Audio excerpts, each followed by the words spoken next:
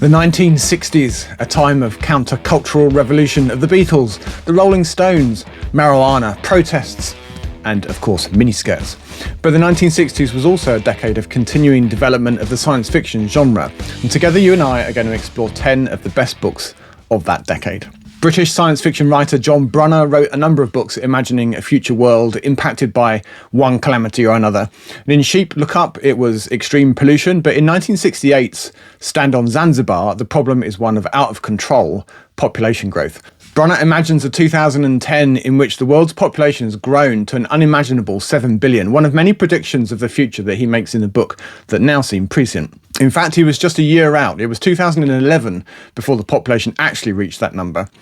In its simplest terms, Stand on Zanzibar follows two main point-of-view characters who live together in a crowded New York City. One, Norman Niblockhouse, is an executive at General Technics, a corporation that has been asked to take over the management of a fictional third world country in Africa, with the objective of dragging it into the 21st century. And the other is Donald Hogan, a secret agent for a shady US government organisation who gets caught up in a genetic experiment in another fictional country in the Far East.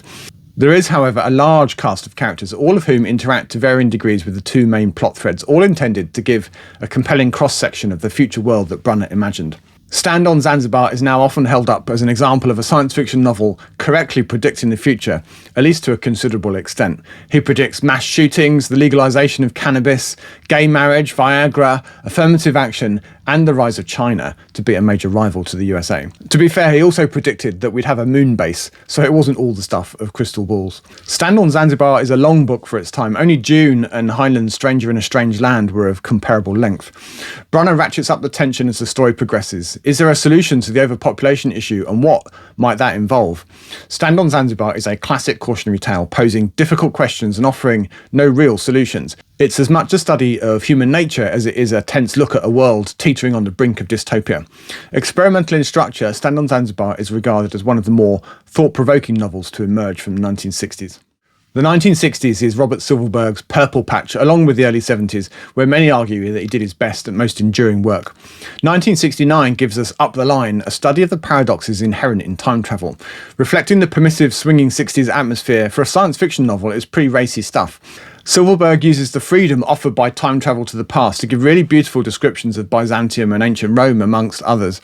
The protagonist is Judd Elliott, a college dropout who's signed up with the Time Service as a time courier. He's effectively a tour guide, taking parties of people from the 2050s, the now of this story, to key events of the past. Judd has fun and games with foolish tourists getting themselves into difficulties, but he has bigger issues with colleagues getting greedy and making a mess in the past that could have ripple effects in the future, attracting the attention of the Time Patrol, who police this sort of thing with vigour. Up the Line has Silverberg's trademark prose, making for a very enjoyable reading, and his interests in the historical periods visited in the book are obvious. He has fun imagining some of the issues that might arise from such temporal tourism. For example, if the Time Service repeatedly takes people back to the same historical events, the crucifixion, for example, or a battle, or the JFK assassination, over time there will be an accumulation of time tourists and their guides. Won't the locals notice? And what if the tour guides see or bump into themselves taking different groups? Silverberg also hits some of the typical time paradoxes. What if you meet your grandmother, many times great-grandmother in fact, and fall in love? Will you become your own ancestor? And what if you do meet yourself? How will the two or more of you coordinate activities? And which is the real you? I really enjoyed this book when I read it last year.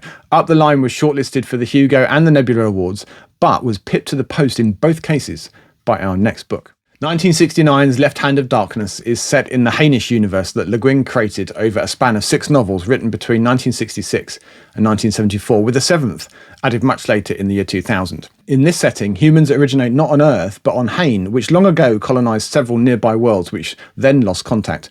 The novels tell of various stages of re-establishing connections to build a galactic civilization. Left Hand of Darkness is considered to be among the first feminist science fiction books.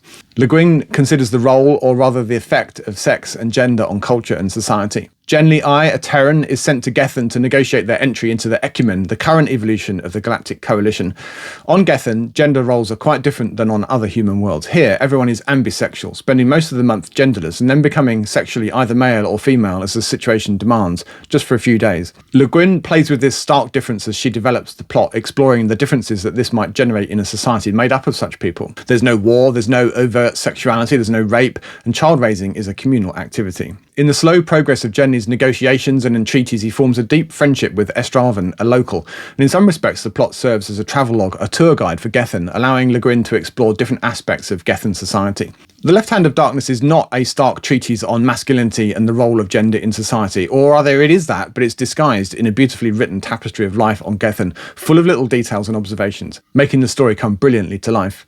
This is especially true when Jenny and Estraven are forced to make an 80-day trek across a frozen landscape. Bearing in mind the rigidly binary gender roles at the time of writing, Le Guin's service over the nearly 60 years that this book has been in print is to paint a realistic world where this is not the case. Winning the 1964 Hugo Award, Way Station by Clifford Simak begins in the 1800s with a Civil War veteran, Enoch Wallace, who's recruited by an alien to be the caretaker for the titular way station. His house is used for the equipment and Enoch lives in the shed. Unbeknownst to his neighbours, aliens pass through Enoch's house, but despite his best efforts, Enoch can't communicate with them.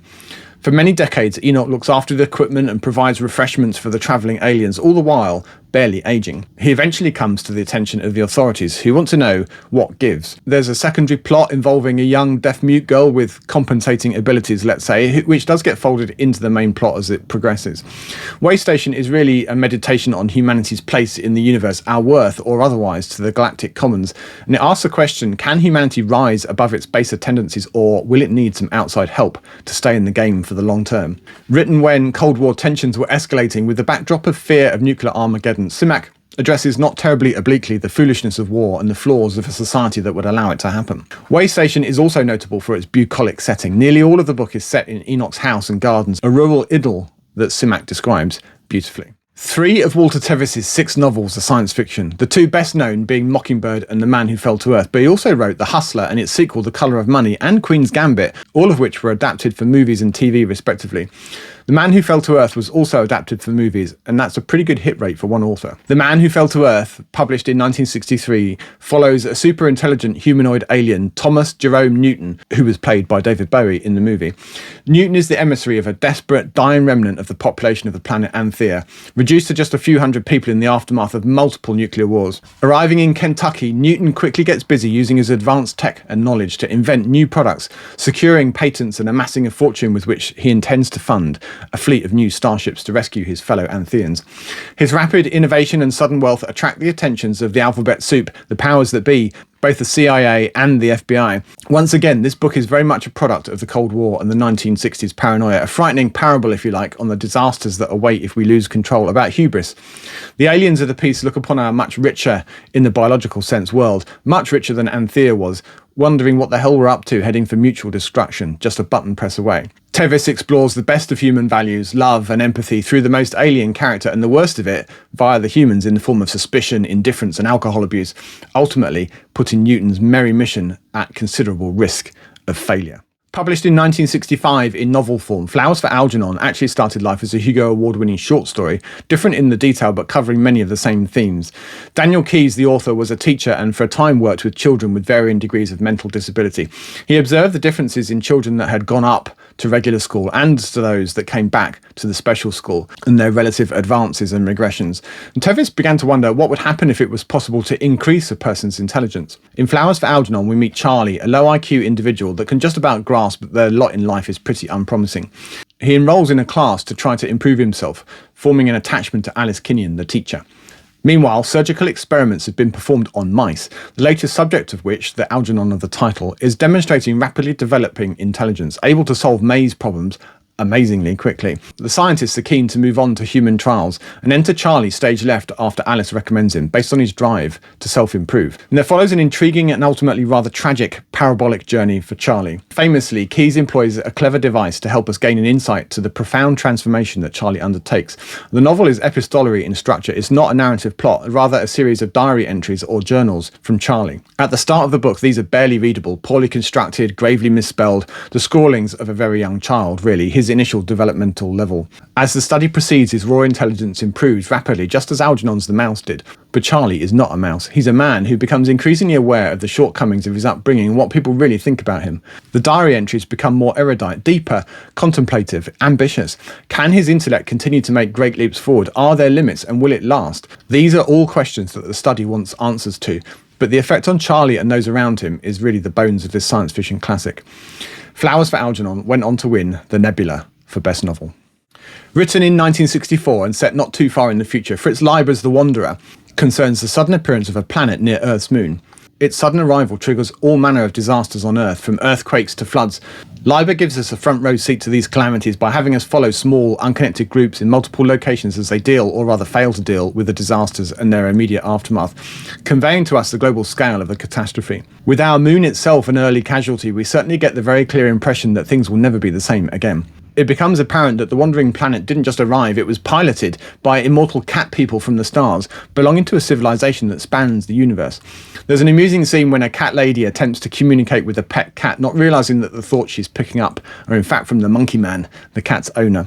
Later, there's another wandering planet and a battle ensues. In The Wanderer, Leiber creates a compelling vision of godlike aliens, largely indifferent to our fate. All we poor humans can do is try to survive the experience. And we might think of Leiber as setting the conditions for a whole slew of science fiction disaster books that followed. A common criticism of the book is that it favours scope over depth. Leiber paints on a wide canvas but with rather broad brushstrokes. We don't really get to know any characters to empathise with them because we don't spend enough time with them. These brief encounters do, however, serve to illustrate the impacts of The Wanderer's effects. The Wanderer was not greeted with universal joy by the critics at the time, but it did go on to win the Hugo Award for Best Novel. In my look back at the 1950s a few months back, I featured Ward Moore's Bring the Jubilee. Moore imagines a world in which the Confederacy wins the US Civil War, giving a fascinating look at a world that might have been. Citing Bring the Jubilee as a heavy influence, in The Man in the High Castle, Philip K. Dick pulls a similar what-if trick, an alternative history in which Franklin D. Roosevelt was assassinated in 1933, unleashing a highly unfortunate chain of events. The Axis powers win World War II, subjugating their respective regions and dividing the continental US between them. The book is set in the 1960s, and Imperial Japan and Nazi Germany are now the superpowers of the world. A subversive book, The Grasshopper Lies Heavy, is circulating in the former USA, telling of a different history in which the Allies won the war, albeit in a different way to how it went down in our universe. This is a nice logical touch, of course. A fictional author in this fictional world would have no way of knowing what our actual history is. More of this tale is revealed as the book goes on, knitting together the rest of the plot, offering hope and succour to those who haven't totally given up. Much as in ours, the superpowers of this world vie for supremacy and may take the ultimate step to remove their opponents from the board for good. The Man in the High Castle is a tale of what can happen when a free people are confronted by tyranny. Yes, there's a resistance, but the majority of Americans have become subservient in their own land, making the best accommodation that they can with the new authorities. The Man in the High Castle, then, is a multiverse tale, an alternative history of a different world, containing a book about a different world with an alternative history.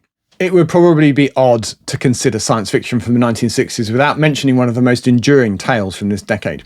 A cultural phenomenon now, spawning sequels and a later sequence of related books, plus TV shows and movies. I am, of course, referring to Dune by Frank Herbert. Do I need to tell you anything about this book? Have you been living under a rock for the last 60 years? All right, well, just in case then, Dune is the colloquial name for Arrakis, the source for the whole galactic empire of the spice melange, which is vital for inducing the trance state necessary for interstellar navigation and thus key to the galactic economy. Dune is a tale of a long-running feud between the Harkonnen and the Atreides families. The Emperor has booted the Harkonnens off their long-held dominion over Dune and replaced them with the Atreides. Dune, along with its sequel Dune Messiah, is the story of Paul Atreides, only son of Duke Leto, and his consort Lady Jessica, who's also an agent of the Bene Gesserit, a galactic sisterhood, the Eminence Grise, behind the throne of every great house, including the Emperor himself. We follow Paul as he experiences trials and tribulations, buffeted by events, but ultimately coming to power as the acknowledged messiah of the indigenous Fremen people. Many argue, including Herbert himself actually, that Dune is not really science fiction. Yes, there are trappings of it, of course. There are spaceships and there's a galactic empire, but it reads more like an epic adventure, a fantasy, with the sandworms taking the part of the dragons of yore, guarding spice instead of gold. I've lost count of the number of times that I've read Dune over the years, and I'm repeatedly amazed how well it holds up for a book that's nigh on 60 years old. I get something different from it every time I read it. Frank Herbert neatly avoids the trap of science fiction novels of having to predict too much future technology by making computers and related thinking machines a strong taboo, the subject of ancient battles known as the Butlerian Jihad. I really enjoyed the sense of deep history that you get when reading the book, helped greatly by the snippets of future history that begin each chapter. Dune won the inaugural Nebula Award and was the joint winner of the 1966 Hugo, sharing the honours with our next book. In Roger Zelazny's This Immortal, published in 1966, Earth, ravaged by nuclear war, is a shadow of its former self, with only 4 million humans left amidst a landscape overrun by mutated creatures. Much of the planet is now a tourist attraction for the blue-skinned alien race known as the Vegans. Conrad Nomikos, the enigmatic and ageless protagonist, reluctantly accepts a mission to guide the influential Vegan Court Mishtaigo through Earth's ancient ruins. Conrad, who hides his great age by frequently changing identities, is soon embroiled in a dangerous journey with a diverse group of travellers, including revolutionaries, assassins and scientists. Along the way, they encounter cannibals, monstrous mutants and mysterious accidents, and possibly assassination attempts on Mishtaigo. The reason for Conrad's great age is left ambiguous. Is he some form of god, or is he merely a mutant like the many others, affected by the lingering aftermath of nuclear destruction? Mishtaigo's journey is a foil, a mechanism for us to consider whether Earth is worth preserving. What will he decide, and what role can Conrad play in protecting his home planet? If you like the sound of these books from the 1960s, you might also like these space opera books from the same decade. As always, thank you for watching, and until next time, goodbye for now.